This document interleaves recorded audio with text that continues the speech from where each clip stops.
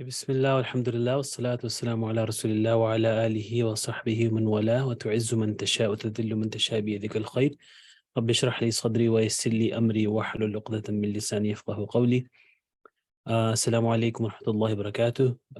I want to make sure that everything is working fine. So if you can't hear me, you can just maybe send some comment over in the Q&A box. Which, by the way, is available throughout the presentation. So feel free to send any questions or comments that you may have or anything that you'd like me to address.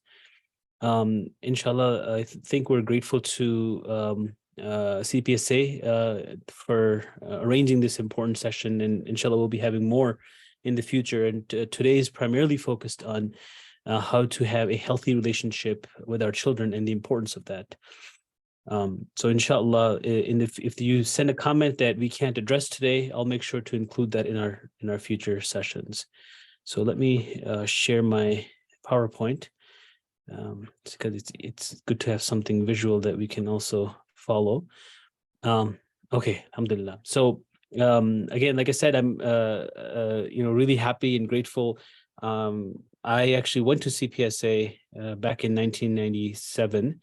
And a part of 1998. So I understand the importance of having educational institutions like CPSA, Islamic Foundation in this area, especially, but having these institutions for our children, because I attended one. Both of my children go to private Islamic school as well.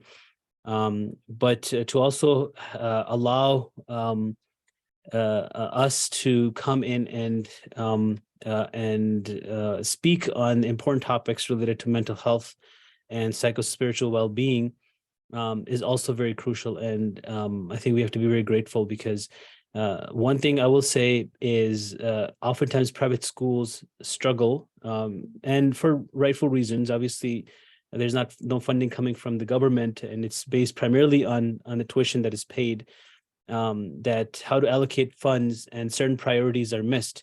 And mental health, it's understandable because not just Muslims, but most people don't focus on mental health or psychological, spiritual wellness.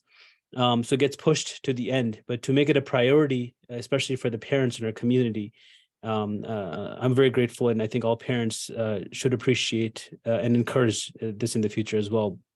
I'm Dr. Fahad Khan. I'm a licensed clinical psychologist. I practice at the Khalil Center. I'm the deputy director here. Khalil Center, alhamdulillah, is the largest provider of Muslim mental health. And we have primarily historically focused on providing individual marital family counseling services to Muslims. It's open to everyone, but most of our clients tend to be Muslims. And but now we have shifted our focus more towards preventative work. And one of the preventative areas that we have focused on is parenting, because as we'll talk about the importance of parenting and the role that parenting plays in the development of society at large. So today, inshallah, we'll focus a lot on how to develop healthy relationship with our children. And it's an important topic. Let me go over the agenda. We're going to talk a little bit about spirituality of relationships, importance of having these relationships. I'll talk a little bit about human development because it's important to understand where our children are in terms of their development. When you're approaching a child who is 6-year-old versus who is 12-year-old, there is a difference in not only their age and their physical appearance, but also their cognitive development, their moral development, their psychosocial development. So it's good to have a review. If you've ever taken any basic psychology course, you may have already studied some of these theories that we'll talk about today. And then we'll talk about some basic Islamic principles that relate to relationships. So first, important thing that I want to talk about, now I'm coming to this presentation with not only my education, but also my experience working and providing services not only to children and teenagers who have had issues related to their mental health or severed their relationships with their parents, but also have provided services, marital counseling to Muslim couples. And the principle, a major principle that I want us to understand and internalize today, which is very important for us as Muslims, is about what relationships are. We live in a world, unfortunately, where the idea of relationship has deteriorated. And what I mean by that is through postmodernism, through post-enlightenment, this post-truth world that we live in, first of all, the focus has shifted from the society, the community, to the self. So instead of focusing on what we can do for the society, instead of focusing on what we can provide and how we can make the world a better place, now in the world that we live in, the focus is how can I benefit from this? What's in it for me? What is it that my wife, my husband, my children can do for me? And if they can't do anything right now, what will they be able to do for me? So part of this, and we say this is a Desi culture mentality, but it is something that's prevalent in all cultures, unfortunately, is that we tend to live vicariously through our children. And we'll use the excuse that, we're doing it for their betterment. We want them to have a better life. And sure, that's part of the reason. But oftentimes there's a hidden reason, and perhaps subconscious and unintentional, which is that if I didn't become successful in whatever way we measure success, I want my children to become more successful. I want them to do something. And part of that reason also entails that, if they do something and become something, then I can be proud. So the focus still is about me. It's not always about, what is it that the children, the society needs. And, the society needs all forms of individuals, right? Doctors, engineers, and, those who, like make clothes, for example, right? Those who are able to build buildings. So if we're looking at the betterment of society, we would focus on all areas, but, we oftentimes focus on just specific areas. So again, I'm not saying this to look down at what our intentions are, to doubt someone's intention, but it's good to oftentimes remind us that all relationships go through Allah subhanahu wa ta'ala. Our relationships are contingent upon what Allah subhanahu wa ta'ala has directed us to do. Our relationships, when we look at an individual, if I look at my spouse, my wife, I look at my child, I have to consider that whatever I do for them, I'm doing it for the sake of Allah, for the pleasure of Allah. And this is a principle that all the Anbiya came with, right? If you look in the Quran, what did they say to the people around them? And they said, we don't seek anything in reward from you all, not even a thank you. Because our reward, we're doing this we're doing this for the sake of Allah subhanahu wa ta'ala, for the pleasure of Allah subhanahu wa ta'ala. I can't remember the ayah in the moment right now. And so our work that we do within our families also have to be centered around this idea that I'm doing it solely for the sake of Allah. Now, why is that important? Not only because, if we do it for Allah subhanahu wa ta'ala's sake and his pleasure, then we benefit in this world, but definitely in the hereafter, right? Those people who seek Allah's pleasure, those who want to meet with Allah, our focus is on the hereafter. It's not only in this world. And secondly, if there are shortcomings, if there are problems in our lives, even though we've done what we can do. So a person who goes into a marriage or starts a family and has a child and focuses a lot on how I can be a best father, a best mother, according to what Allah and his Messenger ﷺ said, then even if the outcome isn't optimal, and we see this all the time, we see that relationships are destroyed for many reasons. Someone is unfaithful, someone does something else, someone is not following Islam, not praying. Children at some point might make a decision to leave and not look back at their parents. But if whatever the outcome may be, we have to be have some level of comfort that I did it for the sake of Allah, and Allah is going to reward me, and I didn't do it for anyone else's sake. So the outcome is never guaranteed, and I'll come back to that in a minute. The other thing that's important for us to remember here is that children learn about Allah subhanahu wa ta'ala through us. Okay, so there is a body of literature in psychology that talks about this idea of God image. So there's two concepts that are often mentioned. There's something called God concept and there's something called God image. God concept is what you teach your child about who Allah subhanahu wa ta'ala is. So something they learn from Islamic studies classes, Sunday school, whatever that it is that you teach them. Like you read a verse to them, you watch a video, Umar Suleiman's video on YouTube, whatever it is that children learn about what Allah subhanahu wa ta'ala is, that's something we call God concept.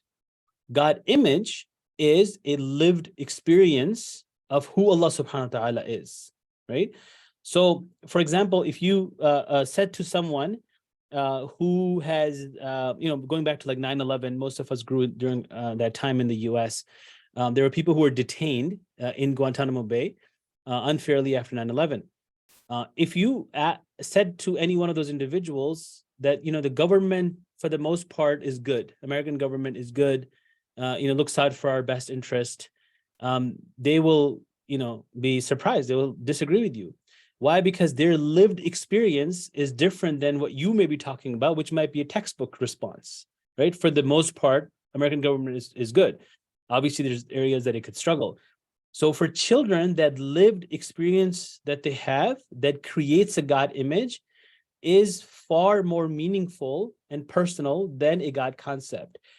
And practically what that means is that how do children learn what is love, what is care? How do children learn what is mercy, what is forgiveness, what is punishment? All that comes through parents, right? So the very first experiences that they have is from parents. If the parents are too forgiving, then they begin to internalize the idea of forgiveness as the predominant factor, and they look at Allah subhanahu wa ta'ala as too forgiving, which is a problem. It's not as balanced, right? Of course, Allah subhanahu wa ta'ala is forgiving, but somebody who looks at Allah subhanahu wa ta'ala too forgiving might look at their daily responsibilities, like 5 daily prayers, and say, you know what? It's okay if I don't pray, Allah will forgive me, right? So the idea that Allah is too forgiving is coming from their own lived experiences as children.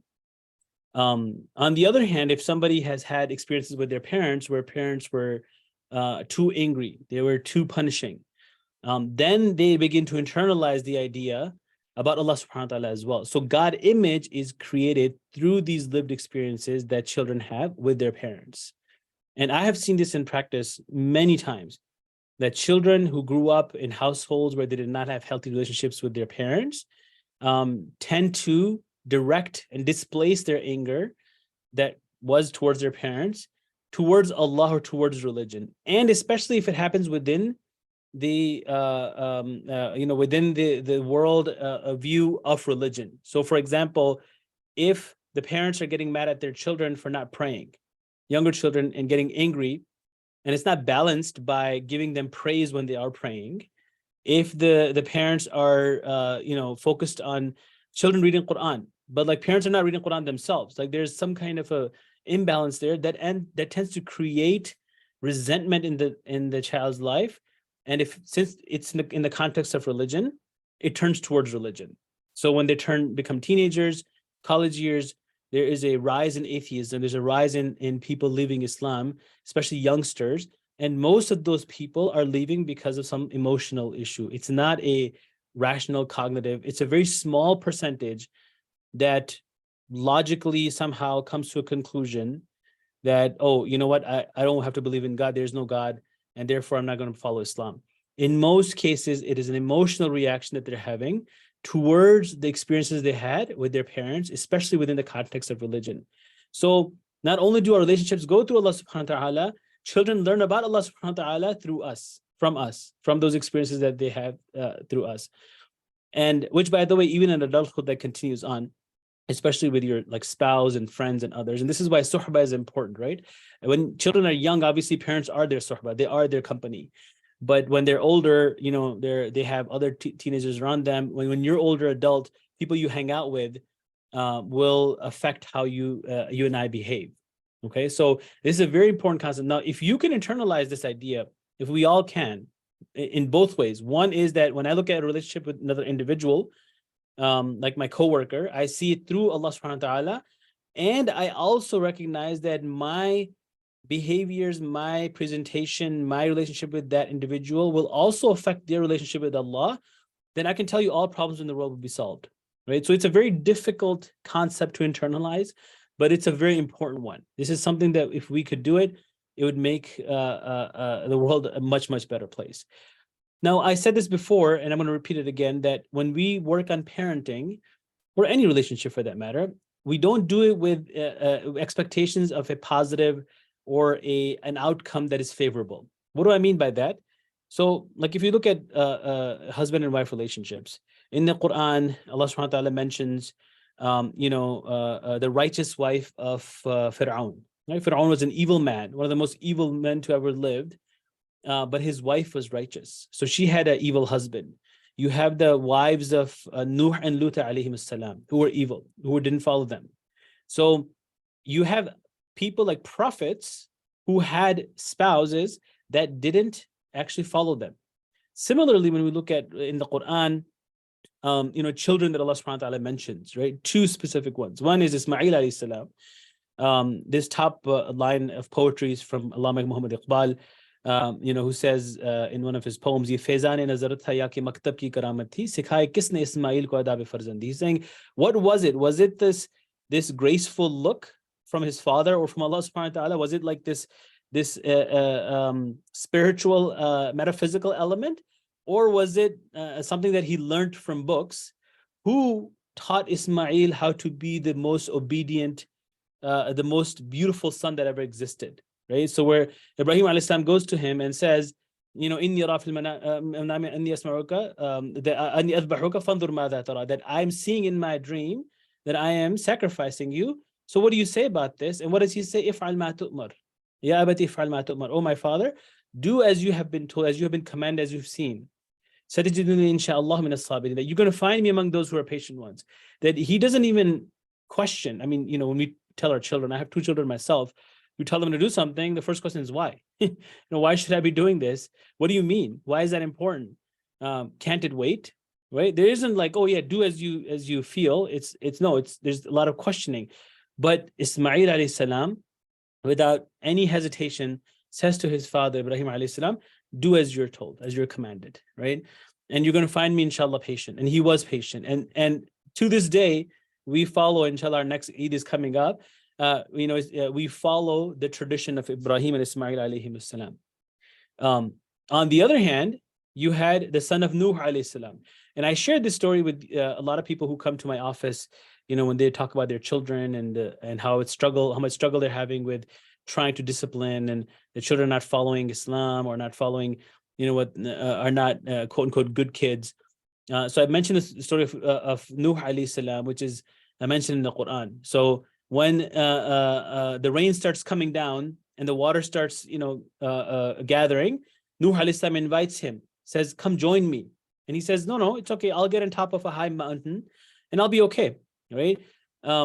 And then Allah subhanahu wa ta'ala says, on this day, no one will be saved, right? Because that was the command of Allah subhanahu wa ta'ala. If you're going to be saved, you're going to be with Nuh alayhi salam. You have to decide, are you with good or are you with evil? And so then when a wave comes, a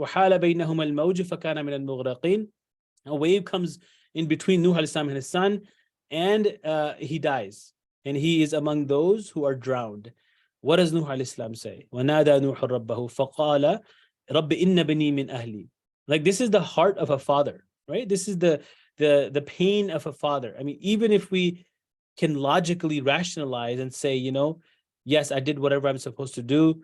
And if my son is doing something bad and something evil, if he's damaging himself, that's okay. That's very rare for some father or mother to say, especially mother, but even a father to say that, it's okay, I can, no. The father's heart cried out. So he said to Allah, oh my Lord, this is my son, he's my family, right? Your promise is surely true, and you are the most just of all judges. And Allah subhanahu wa ta'ala reprimands Nuh alayhi salam, right? Allah subhanahu wa ta'ala, in many ways reminds him that, Ya Nuh, innahu laysa min ahlik. No, he is not your family. Why? Because innahu amalun ghayru salih. Because his actions were not salih, were not righteous. And then Allah subhanahu wa ta'ala reprimands and says, if you ask me, don't ask me about something that you have no knowledge of. And I'm warning you, because if you do that, you're going to be counted against those who are ignorant ones as well. He's saying that to a prophet who for hundreds of years right? Preached the message of Allah subhanahu wa ta'ala. So the point of this story is what I'm trying to say here is that we as parents need to do our work. We need to play our active role. But that role is not with the intention that the outcome is going to be favorable. It cannot be with that intention because the outcome is not always guaranteed, right? People make dua and they say, oh, I make dua all the time and dua is not accepted. And, scholars will say, well, maybe it's going to be something you get in the hereafter, right? Maybe you might not see the benefit of it right away. Maybe 20 years, 30 years later, maybe in the hereafter. So we don't act with the guarantee that there will be outcome that is favorable to us. We act because that's what we're supposed to do. We act because we are doing it for the sake of Allah subhanahu wa ta'ala. We do this because this is the sunnah of the Rasul sallallahu alaihi wasallam. And inshallah, we pray that there will be outcome in this world, if not in the hereafter, right? In the hereafter, I mean, if you read about Yawm al-Qiyamah, right? No one on the day of judgment will be worried about their son, their child. Maybe once people get to Jannah, there are hadith about when people begin to ask questions, I wonder where my spouse is or my child is. But not when they're going through their own hisab, because that is a very scary time to be. Everyone will worry about themselves. So inshallah, we keep that in mind. And it's not easy. As psychologists, I'll be the first one to tell you, it's very difficult for us to accept that our children are not doing good things in their life. They're not successful, they're not healthy, that they're not doing well.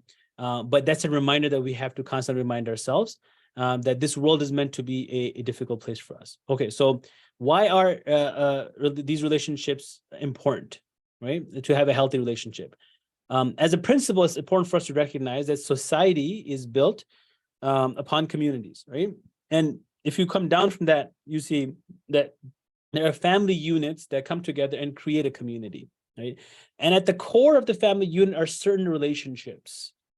The most important of that relationship is a relationship between a husband and a wife, right? If that relationship is unhealthy, is negatively affected, then the effects of that will trickle out to the entire society, okay? So before we start working on our children, before you start thinking about how is it that I can have a better relationship with my child, I want you to ask the question of how is it that I can have a better relationship with my husband or with my wife, okay? Because that it will have an enormous effect on our relationship with our children, on children's behavior, and then on the family unit, and then on society at large, right? Because what ends up happening, husband and wife have a relationship that's full of conflict.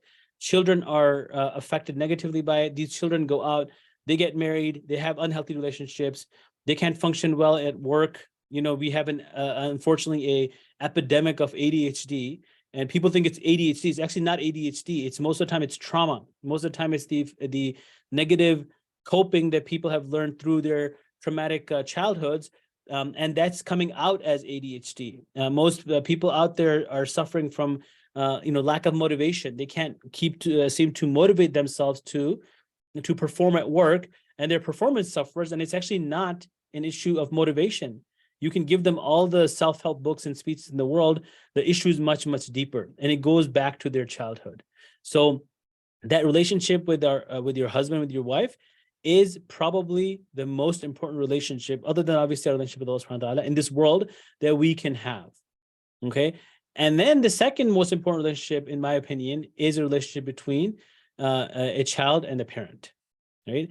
That relationship also, because you can have a healthy relationship with your spouse, with your wife, but if you don't have one with your child, then it's also going to affect the family unit, it's going to affect the community and the society at large. Right. So at the core of society, it is an important relationship. And this relationship requires emotional stability and mental well-being, right? Now, keep in mind that depending on what age the child is in, especially teenagers, young teenagers, there are many times, and we'll talk a little bit about that in the next slide, where they have emotional reactions, emotional problems. That is very normal, right?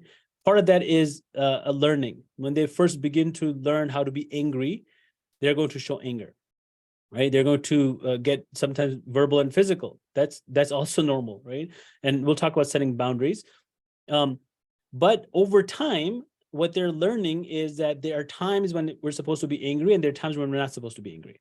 Or when we're angry, how to express that anger in an unhealthy way and also in a healthy way. Because if we look at anger, we can't say that anger is a bad emotion, is a negative emotion. It's not, right? If you didn't have any anger, we would be, coward, right? So, if I'm walking through, let's say, a mall with my 7-year-old and somebody comes and slaps my 7-year-old, I mean, rightfully, I should be angry, right? If somebody grabs my wife's hijab, rightfully, I should be angry. If I'm not angry, then that's a sign of unhealthy emotions as well. But when I do become angry, how do I respond, right? So, Islam gives you the right to respond back in an equal way, but if you forgive, that's better. Children are learning these things when they start experiencing emotions. And the most important learning that these children will do is through parents.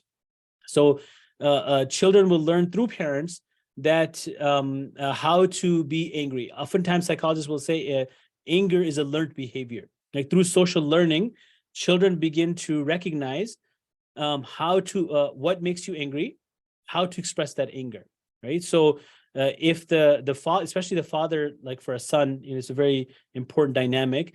If the son sees the father yelling at the mother, if the son sees the father breaking things, throwing things, then the son will learn that this is how you express anger, right? If the mother sees relational anger coming out in relationships, the daughter will pick up on that as well, right? So through social learning, children are learning how to be angry, when to be angry, and when not to be angry, and how to respond. So part of the process is teaching them what's okay, what's not okay, and expecting them to make mistakes, expecting your child to maybe one day yell at you as well, and you kind of have a conversation with them that, look, I understand you're angry. It's okay to be angry. Frustration is normal, but the response you give is very important, right? Healthy relationships are also strengthened through spiritual development, right? And healthy relationships lead to spiritual development, right? So like I mentioned before, relationship with Allah subhanahu wa ta'ala is stronger. The idea that the God image is healthier if the child has a healthy relationship with the parents, and they have a stronger faith, right? So most of you who send your children to private Islamic schools do it for that reason, because we want our children to, especially in the world that we unfortunately live in now, there's so many fitna there, fitnas out there with relate to so many aspects. We want our children to be in an Islamic environment so they can grow up as Muslims, right? They can keep their faith and keep their faith healthy. But we oftentimes, and this is some issue that most parents have, unfortunately, we tend to offload and we tend to outsource parenting and Islamic parenting to the schools, and we expect the schools to do all of the work that is required for us parents to raise healthy Muslim children. That's impossible. In fact, that shouldn't be done anyway. Even if a school offered that, I argue as a psychologist, it's unhealthy for the child to be dependent solely on these institutions rather than parents playing the primary role and the teaching institution playing a secondary role. Healthy relationships also build a strong foundation of moral values and, like I said, ethical behaviors. Now, speaking of ethics, right? Most of us we want our children to be honest, right? Always tell the truth. Now, we just, I think it's been probably a week or two since the IRS did the deadline for taxes. Now, you don't have to say it out loud, but I want you to think about how many of us lied on our tax papers, right? How many of us have lied to our accountants on our tax papers just so that we can work this system to save money on taxes or to get a higher return. So this idea of ethical behavior, moral values, and we'll talk about the importance of modeling behaviors. It's something that we have to internalize as a family. We have to internalize individually that if I want to be an honest individual, I have to be honest with everything that I do. And believe me, our children are watching us. Children are, especially younger children, a lot of their learning happens through observation, right? Through social learning. So through interactions, through looking at their parents, they're learning a lot of these things, right? They're seeing that parents will backbite. right? But in front of other people, they'll smile. Behind their back, there's someone else. So that healthy relationship requires that we also maintain our own health and well-being, Islamically speaking, right? Not from a modern psychological perspective, where you can have spiritual problems, you can have issues of jealousy and backbiting and anger and all that. And as long as you have a job and you're functioning or you're in school, then you don't need to worry about seeking help. Islamically speaking, we are all on this journey. We're all supposed to work on ourselves, right? And then healthy relationships also help form healthy self-concept and identity. And then the next slide, we'll talk about theories of development, which go into that idea of identity development. And let's be honest, if we have healthy relationship with our children, it makes our lives easier, right? If we are able to effectively parent them, if we give them a command, they listen and they obey, they follow, they're doing their homework on time, they're not getting into any issues, any problems at school, they're not doing drugs, anything else, no issues of girlfriend, boyfriends. I mean, most of us, it makes our lives easier, right? So we want to work towards having that relationship. Now, I mentioned the word relationship, right? So between parent and a child, it's not a business transaction. It's a relationship, right? So it requires work from both ends. Now, most cases, what we find is parents are like right here and children are like right here. And parents expect their child to rise, up to this level. That's not going to happen. So we're going to have to meet them down here, right? And, I'm saying this metaphorically, but even like literally speaking, if you want to have interaction with a young child, let's say that you come home and you have a young child, 3 or 4 years old, he's playing with his toys, right? Playing with little dinosaurs or cars or whatever. If I want to have a healthy relationship with that child, I have to be attuned to them, even physically. I have to get down on my knees, change my voice, change my vocabulary, speak in their language. That's how I can better connect with them, right? That process continues on until they become, much older adults. Where at that point, maybe we can expect us to be at a similar level where they're coming to, where we expect them. But in most cases, we're going to have to come down to them. Practically, what does that mean? Showing interest in what they're interested in, right? Most children nowadays are into TikTok, right? Are into video games, Fortnite, Roblox, right? These are very common, things that they're into, especially if they're younger. If they're older, they're into maybe watching movies or TV shows, hanging out with their friends, basketball, football. We have to show interest in that. Most parents don't even know how to, there's some parents who still don't even know how to use technology, right? They've never maybe liked video games or don't play them anymore. They're like, I don't have time for movies or TV shows. But that's how relationships develop. It's based off of interests, right? When we first meet our potential spouse, one of the first things we look at is, if you like something I like, then we have something in common. So for us to have a healthy relationship, we have to find those common grounds. Now, developmentally speaking, this is very important for us to recognize that, you don't have to read through this. This is a very complicated, but I'm just going to kind of summarize it. There are different theorists who have written about human development, right? So you have Sigmund Freud has a psychosexual development model. Erik Erikson, which is my favorite, has a psychosocial development model. Then Piaget has a cognitive development. Kohlberg has a moral development. Vygotsky has a social development model. One important thing here, which comes up in our next slide as an important principle, is that we have to start early. All of these, except for perhaps Kohlberg, begin at birth, right? So early years are important, are vital. Now, most of you who are sending kids to a school, we're not talking about us here. Maybe you have kids that are still young, or maybe you plan on having more kids. So it's a reminder for you, if you are, that always start early. That, like, according to Erik Erikson, a child between the ages of birth and 1.5 is learning the idea of trust. So is struggling with trust versus mistrust. And so what we find in psychology, and even in practice of therapy sometimes, is people who have difficulty trusting others, it sometimes goes back to their early childhood experiences. And then after that, the struggle that the child is going through is called autonomy versus shame and doubt, then initiative versus guilt. The one I want us to remember are these two here. So according to Erik Erikson, between ages of, roughly between 6 and puberty, the child is struggling with this idea here, which is industry versus inferiority. And the bigger question the child is asking is, can I make it in the world of people and things? Can I make it? And then the one after that is the idea of identity development. Who am I, right? What can I be? So if we want our children to have a healthy development, then these are the ages between 6 and all the way up to 18 are the ages that are going to be the most challenging one. And these are ages for school age children, right, up to end of high school. We're talking about kindergarten up to grade 12 is roughly between 6 and 18, right? And so this is a very normal struggle that they're going through. This is a psychosocial struggle. Cognitively, they're beginning to learn how to use concrete operational cognitive processes, and then they move up to something that's more complicated, like being able to do deductive reasoning or hypothetical thinking. That comes later.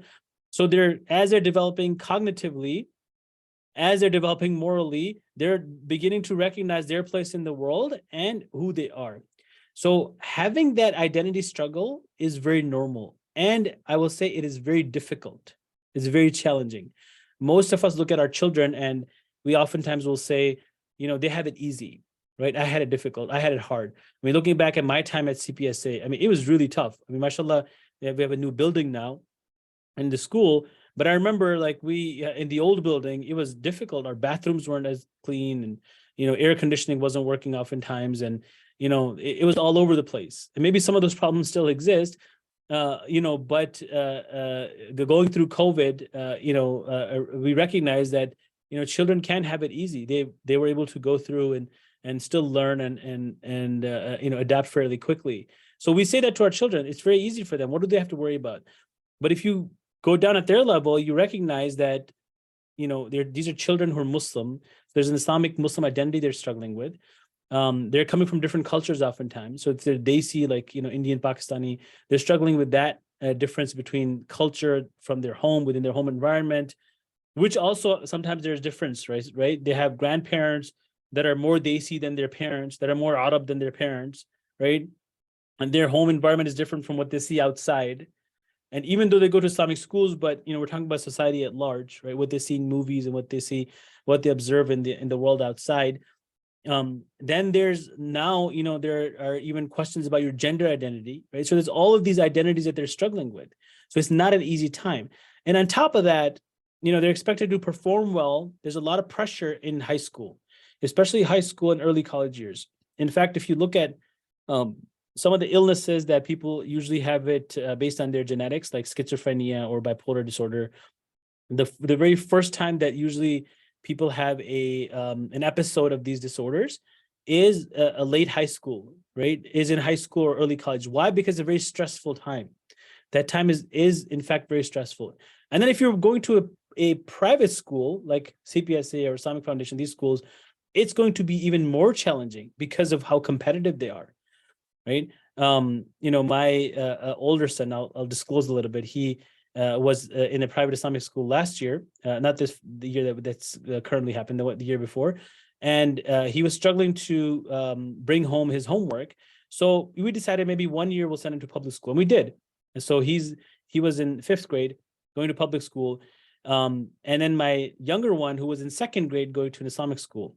And my 2nd grade would get a lot of homework, and my 5th grader would get nothing, right? So obviously he didn't get any homework and there was no struggle. He's going back to Islamic school next year.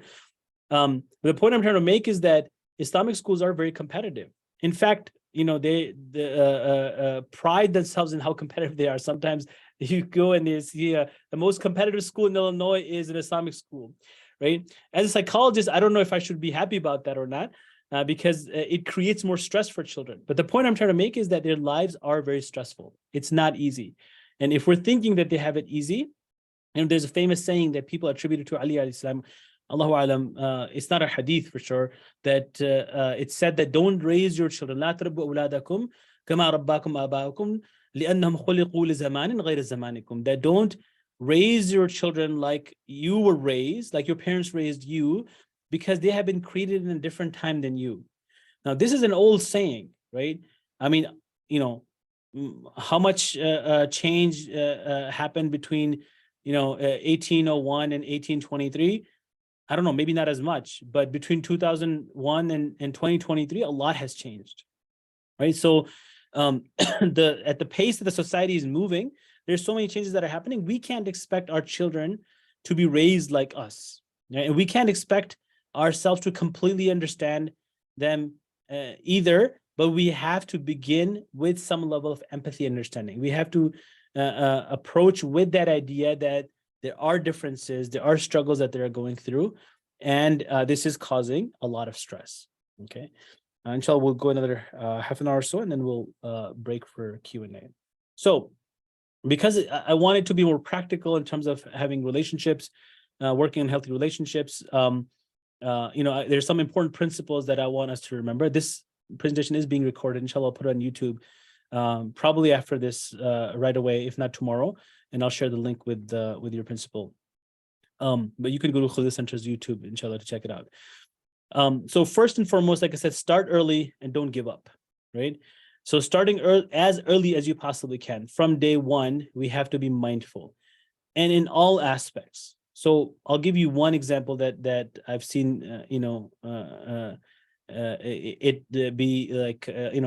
turn out differently for a child.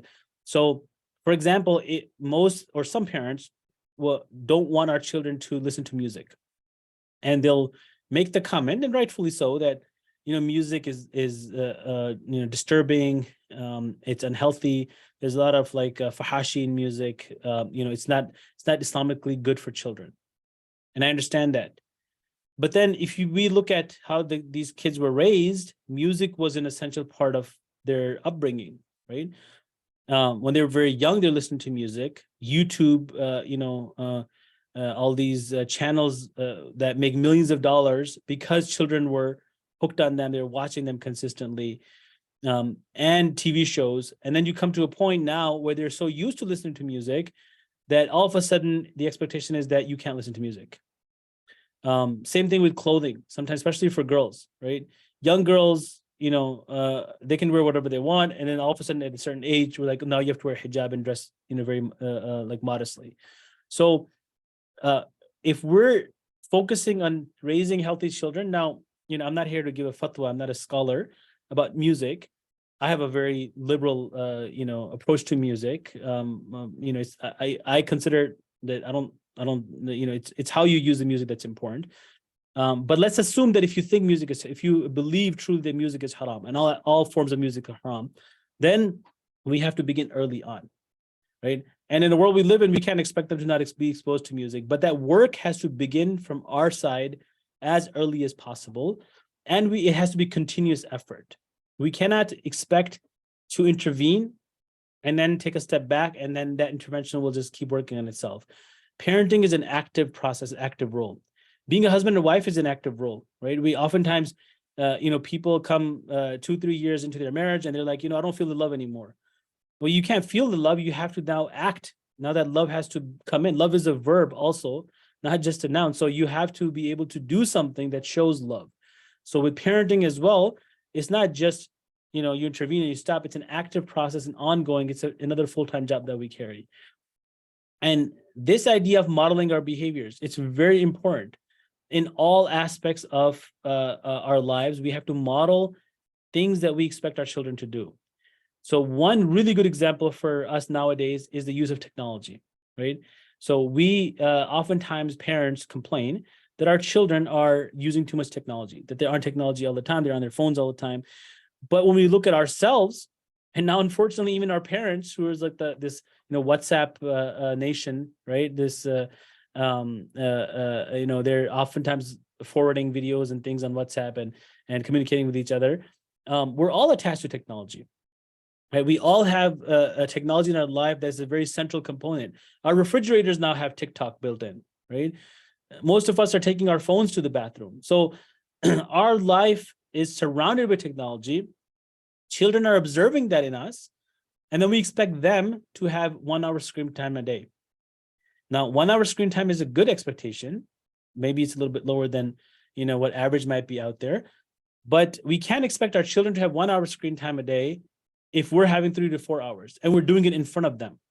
And I'm not saying hide it from them, but sometimes for some people it's important. They have to be on their phone. maybe to take calls, or they have a business and they have to respond quickly. So you might have to, excuse yourself and go answer that. But if we want our children to have less technology time, we have to do it as a family.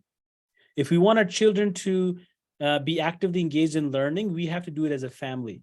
There is no excuse for us adults to not have an active academic engagement in our life, right? I mean, in Chicagoland area, there are so many seminaries, so many schools and colleges. There's Darul Qasim, there's Darul Salam, where adults can go and take classes. And what's our excuse for not taking classes? Well, we work 40 hours a week. Well, that's fine. That's part of our life as well. And this has to be also part of our life, especially if we have children. So I always recommend parents, and I try to do this myself as well, is that at home, there should be a certain time when the entire family is engaged in academic time, right? So children are doing their homework, parents are doing their homework, someone's reading a book, writing in a journal, that there's no technology at all. If we don't want our children to be on technology, especially before bedtime, as a family, we do it. We turn off our TVs after Maghrib, or, like whatever the time is, at least 2 hours or 3 hours before bedtime. We put away our phones, and either we're going to do some activity as a family, board games, whatever we're doing, or we're going to be reading or writing, doing something academic, but not on our technology, right? We are going to avoid that as much as possible. So modeling the behavior. And this is the example that Rasulullah did, right? Before he commanded someone to do something, he modeled the behavior. I remember reading in a seerah book when I was younger, right? This story of when the Prophet ﷺ was praying, and Ali, who used to live with him, he goes to him and he asks, like, what is it that you're doing? And the Prophet says, I'm praying. And then Ali says that, can I pray as well? And then the Prophet says, yes, you can. And they pray together. And, one day kind of clicked in me, and I said, it's interesting because you have the Prophet ﷺ who has the authority, right? Divine authority on earth. And then you have obviously Ali, who is his cousin, who loved him, and he could easily, motivate him. He could easily encourage him to do something, but he waited until Ali came and asked him, right? So he modeled the behavior, and then that naturally led to Ali asking him and inquiring about prayers. And in psychology, you can ask any expert in behavior. They'll tell you that modeling the behavior, whether it's with your spouse, with your husband or wife, or with your children, is the most effective way of changing their behaviors. A lot of people come to me and say, my husband needs therapy, my wife needs therapy. What do? I tell them, you need to go see a therapist, right? If you go to therapy, maybe they'll change them. There's no guarantee, but that's probably the most effective way. And for children who are watching us, this is the most effective way, right? We have a hadith about this as well, right? So there's a hadith mentioned in Bukhari about Rasulullah. Aisha radiallahu anha was asked, like, what did the Prophet do in the house? And she said he was always busy in khidmat ahlihi, right? He was taking care, he was doing khidmah of his family.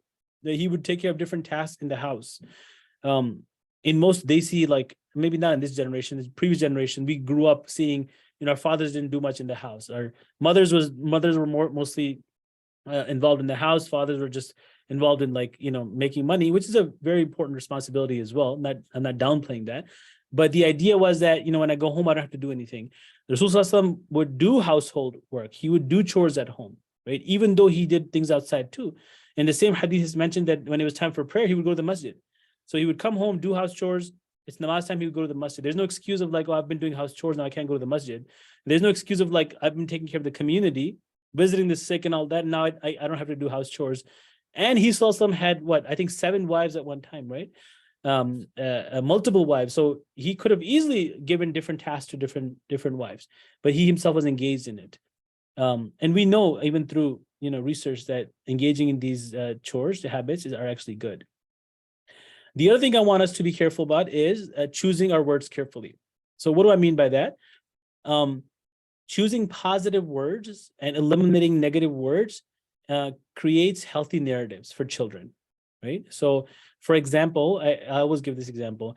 If we want our children to learn the importance of doing homework and importance of homework and how that relates to passing or failing, you can say it in 2 ways. You can say, if you don't do your homework, you'll fail.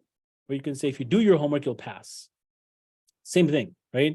The message is very clear. There's a positive correlation between success in class and homework.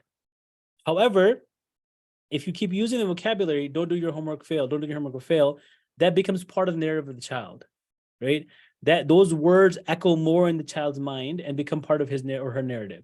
But if you use the word do your homework, pass, then those words become. So whenever we have to communicate with our children, always ask yourself, what's the best way to say it? What is the most kind, the nicest way I can talk to my children? So instead of calling them, saying, hey, stop being a bad boy, you say, be a good boy, right? Why didn't you pray? Right? Or, you don't pray, instead of saying that, hey, let's pray more, right? So there are ways you can choose which words. And the Prophet ﷺ was also careful with his words. Anas radiallahu anhu was very young when he started being in the company of the Prophet ﷺ, and he lived out to be very old. He said in a hadith in Sahih Bukhari and Muslim that I served the Prophet ﷺ for 10 years, right? And then I think he lived out to be like 110 years. So he only spent a small percentage of his life with the Prophet ﷺ. But he says, by Allah, he never said to me, oof. He never said harshly, why did you do that? Or why did you not do that? Right? Prophet ﷺ was Jawami'ul Kalim, like he was careful and concise and all-encompassing in his words. So he only spoke few words, but he never questioned Anas bin Malik radiallahu an, why did you do that? Why did you not do that? Or why did you, like, he never showed that kind of expression. He was always positive. There are hadith about his smiling, right? Like Abdullah bin Harith reported that that I never saw anyone smile more often than Rasulullah. Unfortunately, what is our default face? It's like the angry face, right? You go to the masjid, the front row uncles have the most angriest face, default face, right? Our resting face is one of anger and frustration. It should be the one of smiling, right? The more we can smile, the better. It's charity. There's a reason. Actually, if you look at psychology behind it, in our brain, we have mirror neurons. So these mirror neurons look at a smiling face and they make the person feel happy, and you kind of smile internally. So just by looking at someone smiling, it improves your mood, right? So that's why I believe that's one of the reasons why smiling is a charity. But being that positive individual and through your actions and through your words was the sunnah of Rasulullah, and that helps in our relationships with our children as well. The other thing is picking our battles, right? So, it's unfortunate that, especially when children get older and older, go to teenage years, there's so many problems that come up, right? There's going to be problems related to them not praying, not doing their homework, having a bad company, unfortunately, problems with marijuana, boyfriend, girlfriend issues, pornography. There's so many issues that come up. It's better to address one problem at one time, right? It's not healthy if you bring a plethora of issues together and then end up, unfortunately, unintentionally labeling the child, right? So pick your battles, choose what's more important in the moment, and address it, right? And I don't have it on here, but make sure the child is also part of that conversation, right? The next point, which is point number 5, is being on the same page, which is a problem that I've seen very frequently, especially with couples who have conflict. I've seen that one parent will set a rule and the other one will break it. Or one person will create a rule, the other one will bend the rule. We can't do that. And children learn that if I need to, if I went to mama and mama said no, I just need to go tell Baba and Baba's going to say yes. They begin to learn these things. They also begin to learn that I need to go to them at the right time. When mom's busy in kitchen or when mom and dad are arguing, I can go ask them, something and they'll give it to me. I'll ask them to, if I can go, play, use the phone or whatever, they'll allow me to. So parents have to be on the same page. You can have conflict with your spouse, with your husband or wife, but that conflict shouldn't be exposed to the children. In fact, very young children who hear loud voices, it can be very traumatic for them. So it's unhealthy psychologically speaking, but we don't want children to recognize that our parents are not on the same page. Our parents have conflict, and for them to use that against us unintentionally. They're not like manipulative or evil, It's just they're they're beginning to learn how to. They're opportunists, right? They learn how to choose that for their benefit. And with the child, so going back to the picking your battle thing, if there is a problem, like let's say that I had a client here who was or family came and said, their child is on the internet late, and they want to set a rule that there'll be no internet after 9 p.m. And so, I told him, I said, I think that's a little bit too unreasonable. And so I said, why don't we ask the child? Like, have you spoken with the child? Have you discussed this concern with your child? Well, no. Why should we discuss with them? They're children. So we called the child in, and I was like the middle person. I said, okay, let's have this conversation. Parents, what are your concerns? So their concerns were that, the child is up late, he's playing games, he's getting screen time, it's hard for him to sleep then, hard for him to wake up in the morning, and he's groggy in the morning, he's tired, he's going to school, he's tired, he's not able to learn, and it's just the cycle continues on. So with the child, then, we asked the child, what would you do? If you were a parent, if you were the father, and you had similar concerns, what would you do? And this child, not surprising to me, but surprising to the parent, came up with a very good plan. Came up with, like, what would be the right time for us to turn off the internet? Perhaps it would be a different schedule on the weekend than weekdays. Because the child, once given this opportunity, once empowered, can also make those decisions. So make the child part of that conversation as well, right? We found some on your computer, some websites that you should not be visiting. Now, as parents, that's concerning for us. Do you understand why that's a problem? Do you realize it's an issue?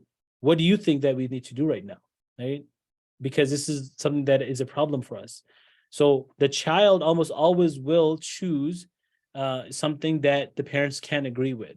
It might not be exactly what the parents want, but there can always be a middle ground. The next point, which is point number 6, is always ask the why question. What I mean by that is, as psychologists, I can tell you most behaviors that we see outwardly have a much, much deeper psychological reason that oftentimes is not apparent, it's not obvious, and it's difficult for us to recognize, but we have to begin to ask the question of why, right? So for example, if I went to a doctor and let's say my back is hurting, right? And I tell the doctor I have back pain, and doctor, prescribes me some pain medication. It says, here, go take this. But what if my back pain is because of my weight, right? So now if you ask the question, why do I have back pain? The answer might be because I'm overweight. Okay, now the doctor, if he asks a question, he might send me to a specialist, what are they called? Bariatric specialist, right? Someone who specializes in weight loss. And I work with them. But then if you ask the question, well, why do I have, why am I overweight? Well, the answer is maybe I'm eating unhealthy. Maybe I'm eating too much. Now, some people might stop at that and say, okay, well, that's the root cause of it. Well, why am I eating too much? There's some people who have a very unhealthy emotional relationship with the food. Most people who eat a lot of carbs or binge eat, like eat in large quantities, it's a self-soothing coping mechanism. There's anxiety and sometimes even depression that's fueling that, right? So the problem goes down even deeper than that. With our children's behaviors, oftentimes we'll see that the problem is much, much deeper. It's not just a very surface level issue. Oh, he's smoking weed. Well, why is he smoking weed? Maybe it's a relationship issue, that he has a better relationship with his friends who are influencing him negatively. Maybe he has anxiety. Maybe he has some issues that smoking weed is helping him soothe those negative emotions that are coming up. Oftentimes we'll find deeper reasons. So always ask the why question, because you can take care of the what, but if the why isn't taken care of, the problem will come out in some other way or shape or form. And then discipline effectively. We'll talk about that. I'll go over some principles about effective disciplining, and then du'as as well, I'll share at the end. So coming down to discipline, when it's when we're dealing with bad behavior through discipline, there's a difference between disciplining and punishing, right? We'll go over conditioning in a minute, but disciplining ideally encourages improved behavior, and punishment oftentimes encourages suppressed behavior, right? So they will even try to hide things if you punish too much. So if you've studied any basic psychology course, if you remember, there's two types of conditioning or learning. The word conditioning means learning. There's something called classical conditioning and there's operant conditioning. Classical conditioning is like, if you remember this Pavlov and his dog, and the dog salivated to the sight of food, and then he rang the bell, and then combine that with looking at the food. So now the dog would salivate just by ringing the bell. Because if you pair two things together, and you can see this in a positive or negative way, right? So for example, if you had an aunt, like if you went to their house and she cooked good food, every time you see the aunt, you might start salivating, or you might start thinking about good food. Negatively, actually, there are kids who go through negative experiences in the masjid, like madrasa kids who were doing hifz or something, and they, it was very difficult. Maybe they got bullied. So every time they think about the masjid or go to the masjid, they begin to have a response. They begin to have anxiety. They get more tensed. Those emotions come back, right? So that's conditioning. The one I want us to worry about is what's called operant conditioning, right? So operant conditioning has 4 concepts, which for some reason I don't have on this slide. 2 of them are very important. One is called reinforcement, one is called punishment, okay? So reinforcement is anything that we do that increases the likelihood of a behavior. And punishment is something that we do that decreases the likelihood. So an example of reinforcement would be, if you, actually, a universal reinforcer is like attention or praise. Children love praise. Adults love praise, right? Like your husband and your wife love praise too. Believe me, it's a very important reinforcer. So if you praise a behavior, it's likely that that behavior will happen more. If you give money, for example, some people give money when their children get good grades. We'll talk about scheduled reinforcement. It's not always the best option, but it can work. You're more likely to do that behavior again and again. That's conditioning.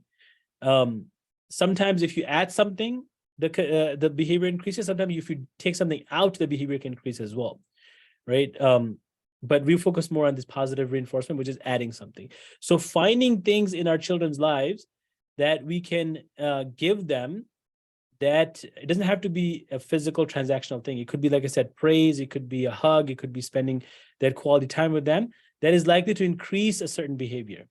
And on the other hand is punishment, where if you inflict something like pain, you beat them or you take something away. And if they're doing something, like if the child is screaming and yelling, then you say, listen, if you don't stop yelling, then you won't be allowed to play on your PlayStation, right? That's a form of punishment. Now, removal of something is a good thing, but the punishment that we don't want to do, which is what this slide back here was talking about, is when we inflict pain. Beating children, especially if it's like done excessively, right? Even in Illinois, they allow some level of spanking, but it's not the best way to change behavior. I can tell you as a psychologist, it's not the most effective way to change behavior, because you might be able to suppress the behavior, but you also create resentment, right? You don't allow the child to recognize why that behavior needed to be changed, and it affects our relationship with children. So avoid doing that as much as possible. And we go back to the example of Rasulullah, right? Rasulullah in his life has never been recorded to have laid his hands on anyone, not on his spouse, not on any one of his wives or any children, right? So we know through his example that you can change behaviors, you can change communities, you can change people from, being the most staunch enemies of Islam to be the ones who empower Islam without using the force of beating, right? So I think it's important for us to recognize. So try to work on how we can reinforce behaviors. Now, with reinforcement, unfortunately, because we're human beings and at the core of who we are, part of who we have certain animalistic qualities. Even Islamic scholars recognize that. There's some things we have to worry about, and one of them is what we call schedules of reinforcement. So what do I mean by that? If we're trying to, okay, well, I'll give you an example. So let's say you get a new job and this job pays you more, right? You were getting maybe $5,000 a month before, now you get $7,000, $10,000. That extra money becomes a reinforcement, right? So you want to go to this new job because it's higher pay. But most people who have done that, if you think back, you can recognize that the way we felt in the beginning, right? The first few months when we got that paycheck versus afterwards or 5 years later, it's a different feeling. Why is that? Because if I get $7,000 every 2 weeks, or $5,000 every 2 weeks, right? If that's my pay every 2 weeks, because it's so repetitive and it's happening with the same amount, I'm less likely to be excited about it. My excitement, my energy level, my motivation towards this job is likely to decrease, right? That's how human beings work. In fact, so what we have to do is we have to change it up a little bit, right? So in an ideal world, if somebody who received a different amount every some time is more likely to have that behavior and continue that behavior as someone who received the same amount.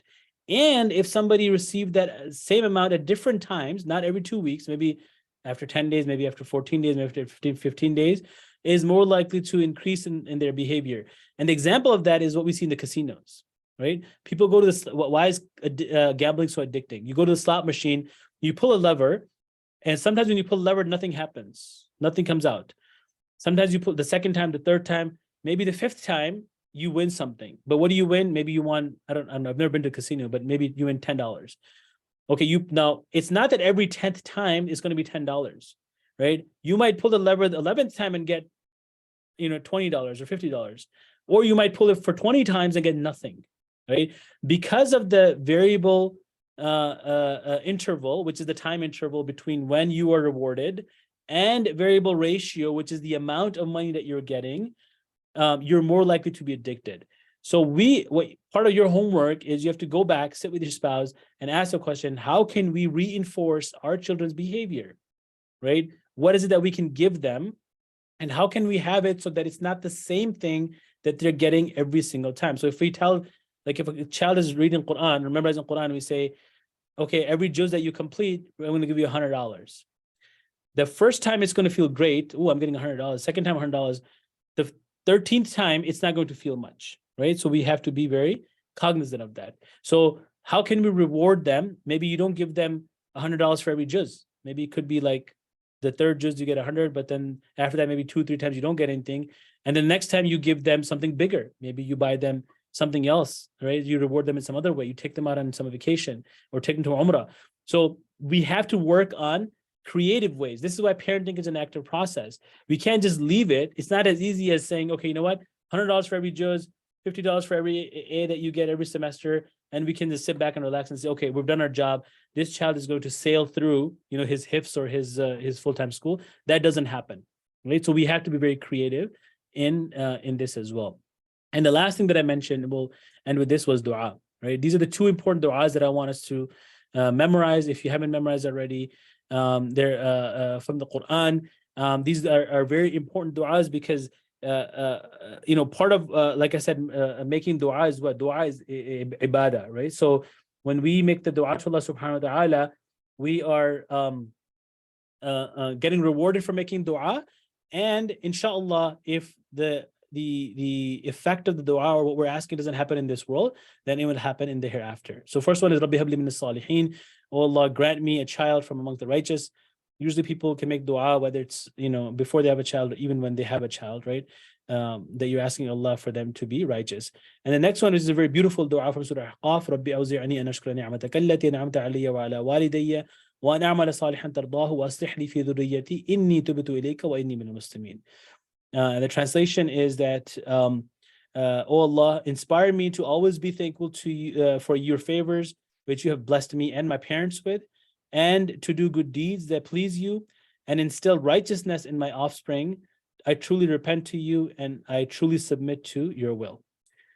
So, with that, inshallah, I will conclude. I have a lot of time left for any Q&A, any questions, comments that you might have. Please type that in to the question box, and inshallah, I will try to answer that. And if you have any other questions, or if you would like to, ask something that not maybe in public, you can always email me. If you go to Khalil Center's website, khalilcenter.com, you can find my email there. Most psychologists, there are some psychologists who specialize in working with children, working with parents. But sometimes some of these questions and things can be answered by any expert in the field of psychology. But feel free to reach out to me, inshallah. I can answer them as well. Okay, so someone is asking, you said start early, but what if you, okay, so the one question is, what if we have missed out on starting early, right? Like, and there are certain habits that have been developed over time. What should we do now? So as I said before, right, we have to have hope in Allah subhanahu wa ta'ala. We have to have hope in the mercy of Allah subhanahu wa ta'ala. And we have to still approach parenting with the same attitude that I mentioned before, which is that we're doing it for the sake of Allah, for the pleasure of Allah. And if we made mistakes in the past, we ask for Allah's forgiveness, right? No one is perfect. Allah subhanahu wa ta'ala knows that we are not perfect parents. You know, the prerequisite to our existence is that we're not perfect. We're insan, we forget, we make mistakes, we do tawbah, astaghfar, we keep making the same mistakes. Why is Allah subhanahu wa ta'ala tawwab, right? He's the one who keeps returning, because we need him to keep returning to us, right? We need him to keep forgiving us. He's al-Ghaffar. He's perpetually, consistently, constantly forgiving us. So make dua for all the things that we've done in the past that may have harmed our children, but you can start today. And work with someone, right? Find, whether it's an elder in your family, whether it's a scholar that you follow, there are books on parenting out there, or it could be therapists, psychologists, but work with them in highlighting what are certain negative behaviors that we have as families, as parents, as couples, and how can we work on them? How can we eliminate them so that our children can become healthier? Okay, so it's never too late to start working on that.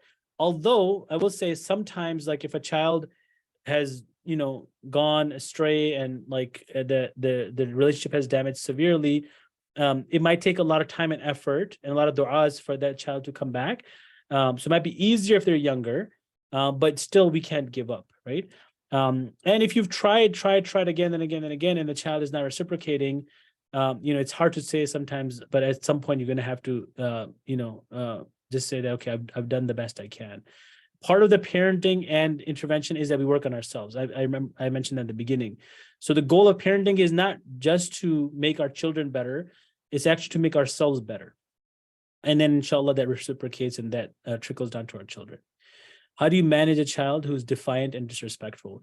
So first ask the why question, right? Why is the child disrespectful and defiant? If they're disrespectful and defiant because of the parents, like for example, maybe the parents are inconsistent with setting rules, with the boundaries. Maybe the parents are modeling that behavior, right, of how to be disrespectful. Maybe they're showing disrespect to each other, the father and the mother, or to their elders, to others.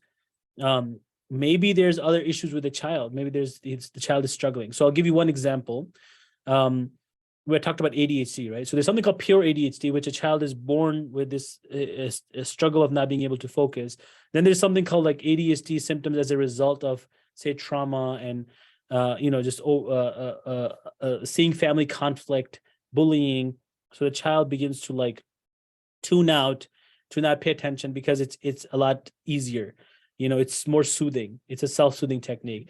Now they're in class and they can't pay attention. So these children, whether it's an organic ADHD or something that happens as a result of upbringing experiences, what happens in most of the cases is that they really can't focus.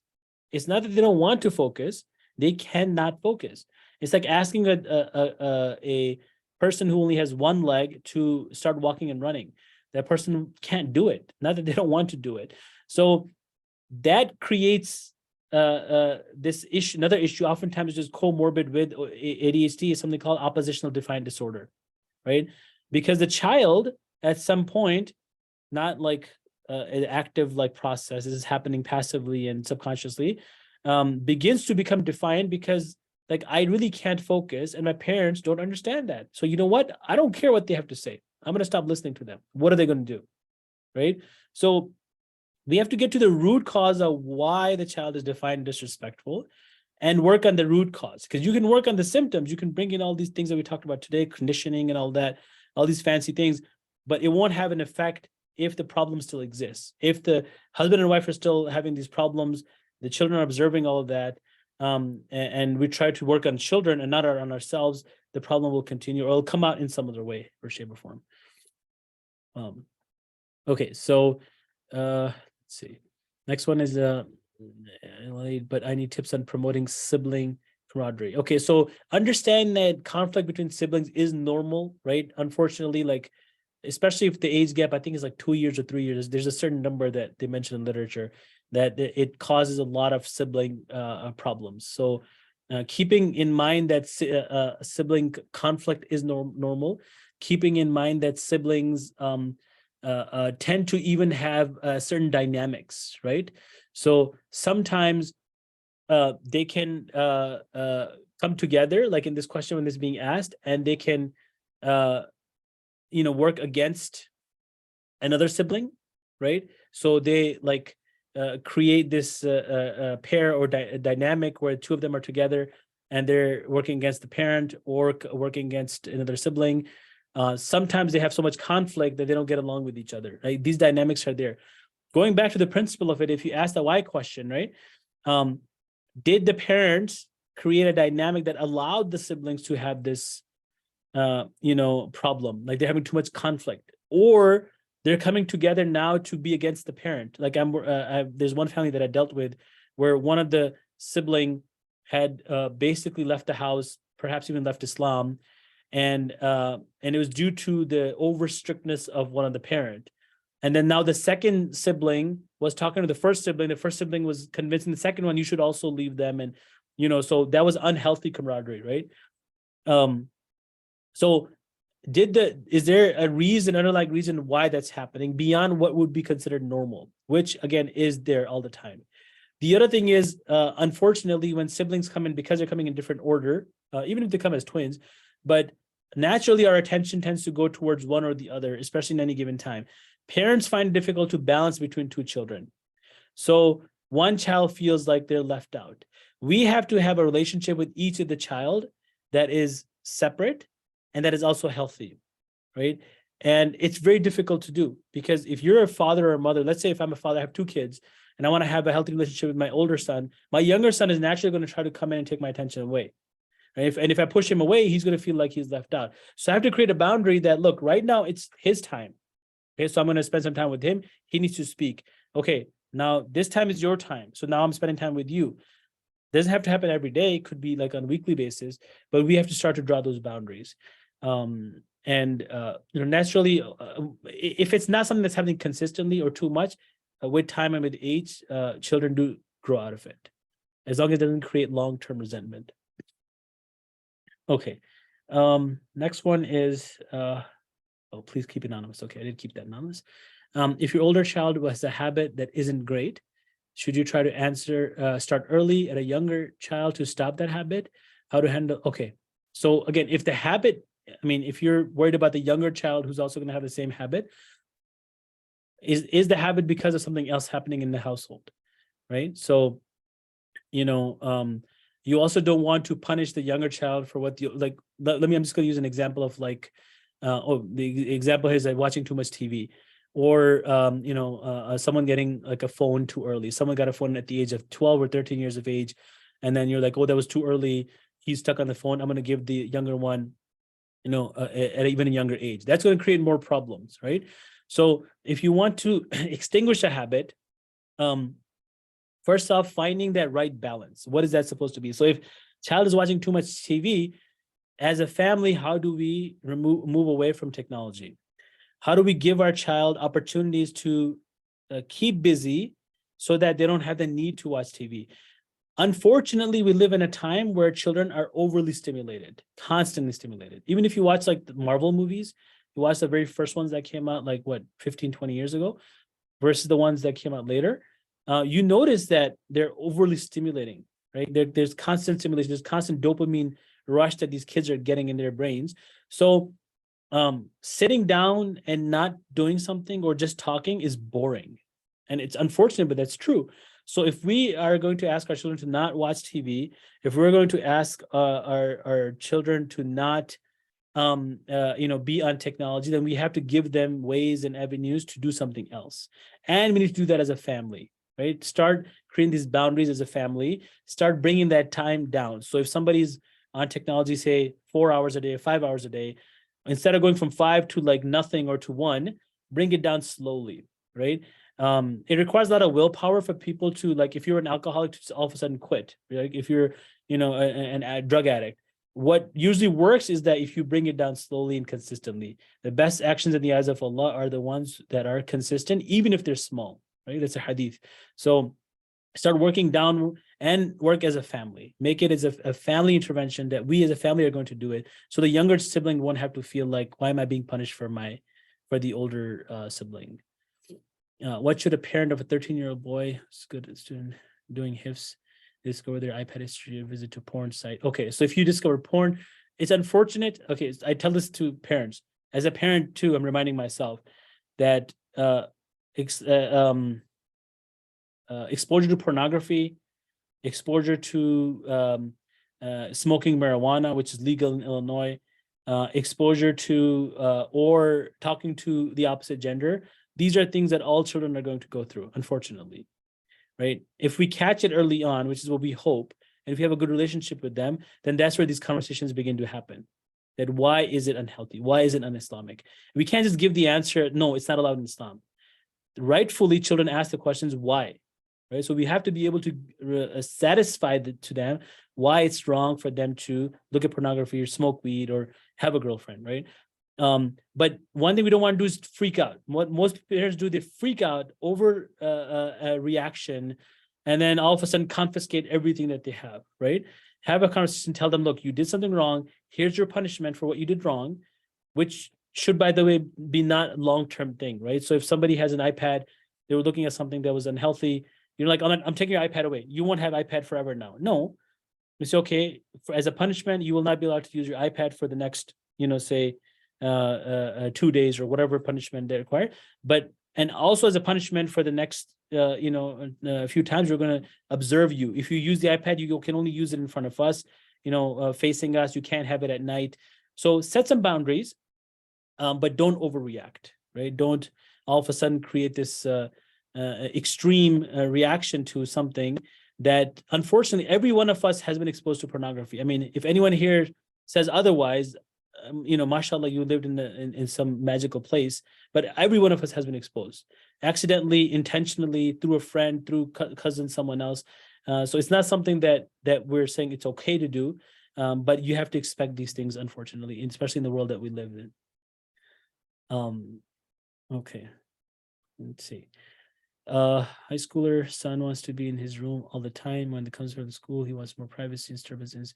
Okay, so how do we get our children to leave the room? One of the unfortunate outcome from COVID-19 was that people got stuck to their rooms more, and then technology also, right? We had remote classes happening. They were in their rooms all the time.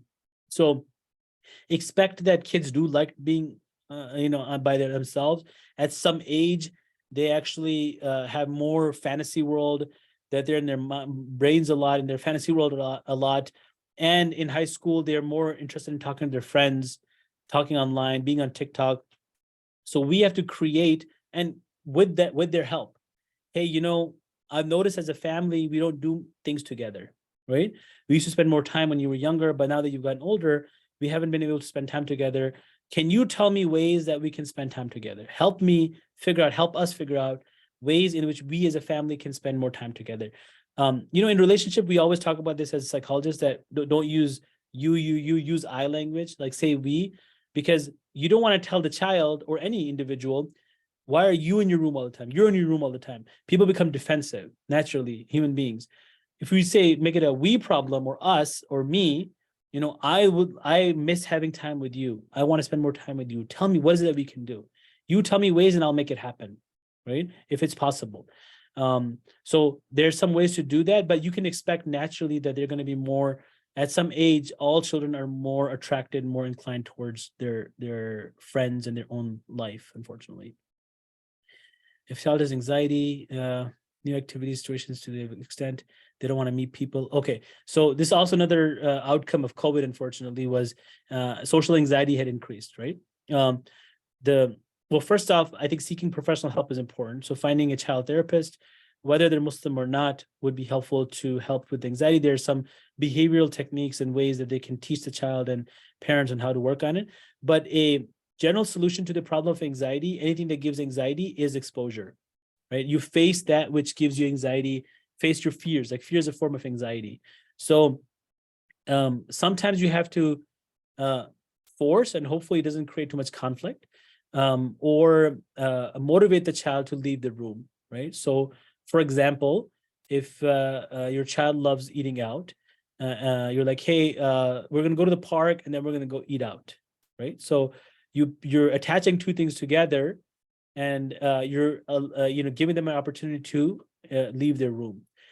So we have to find ways to get them out. The more you do it, then it'll get better and better and better. If you allow the behavior to continue, it'll only go towards that direction, which is that they're going to tend to seclude more and more in their rooms. But getting professional help is going to be important. Okay. How a parent come in one point to raise children? Oh, how can parents come to a point, like in one point, like how can they agree to raise children? I mean, like principles we talked about today are very general, universal principles. So I don't think that there can be any disagreement on that. But one thing it's important to mention here is that, especially with punishments, especially with rules, before you make a rule or before you say something to the child, always consult with the other parent. Always say, hold on a second. If a child comes to you and says something like, can you give me, I don't know, $5 because I want to buy some Robux or something, right? Okay, hold on. Let me talk to mom. Let me talk to her. I'll get it to you after talking to her. If we both agree, then I'll give it to you, right? So it's okay to pause. It's okay to say there's no urgency. Most of the time when children want something, there's nothing urgent, right? They'll be fine. If you said no, they'll get over it, right? But have a conversation with the other parent before you say something that, then they can use in the future to manipulate. How do you recommend dealing with the young child? Shows signs of perfectionism. Okay, so perfectionism it could be either anxiety based, like OCD we've seen like is anxiety, like you want things a certain way, or it could be also related to personality, which develops as a reaction or as a result of upbringing. So if mother and father had anxieties, and those anxieties show, and oftentimes we, like I said, we reciprocate them or vicariously live through our children. So we want, like if a child is doing homework, like no, it has to be done this way. No, your room has to be kept this way. And we're overly strict, then that can also develop as perfectionism. So it could be a personality issue, or it could be an anxiety issue. If it's a personality issue, it's a little bit harder to treat, but it's something that can be managed a lot easily by the person. If it's an anxiety issue, it can be treated. So it's good to consult with someone and find out, is it an anxiety-based issue, or if it's a personality development issue of perfectionism. What kind of books do you recommend for parents and high school kids to read? There are a lot of books out there. I mean, unfortunately, from Islamic perspective, you won't find too many books on parenting. But on the principles of like even developing relationships, there are several. If you went on Amazon and you tapped it, you'll see the top books out there. They all talk about the same principles: how to develop that relationship, how to recognize kids have problems. As Muslims, our only concern is like these books will overlook some of the concerns that we have, right? Like pornography. From the broad American culture, a little bit of pornography might be okay. For us, it's still haram, right? Or relationships, girlfriend, boyfriend issues. So you can ignore those. All the books that are written by professionals will give you same principles. And again, the key is to implement them and not just to read about them. My 5-year-old is always too scared and overly cautious, especially your physical activities. I kind of talked about this as well. So asking the question of why he's overly cautious, right? So is it an issue of anxiety that's there, or also is it more of like the environment that they grew up in? Is it an issue with parents as well? That would help to identify what the core issue is. Okay, so inshallah, with that, I'll stop. My throat is also giving up. But inshallah, we'll have another seminar in the future. If you have questions, feel free to contact me. And also, reach out to your principal, and she can reach out to me as well, inshallah. If I said anything that was, wrong, or if I misspoke, may Allah forgive me. Inshallah, we all want our children to be successful. I, as a father, understand the pain of having young children and how difficult it is in a time like this to raise them. So, we ask God that Allah forgives us our shortcomings, that Allah accepts from us whatever broken parenting that we can offer, and inshallah guides our children in this world and protects them and us in the hereafter, inshallah. Ameen. So inshallah we'll end with that. Subhanakallahumma rabbana wa bihamdika ashhadu an la ilaha illa anta astaghfiruka wa atubu ilaik. Assalamu alaikum wa rahmatullahi wa barakatuh.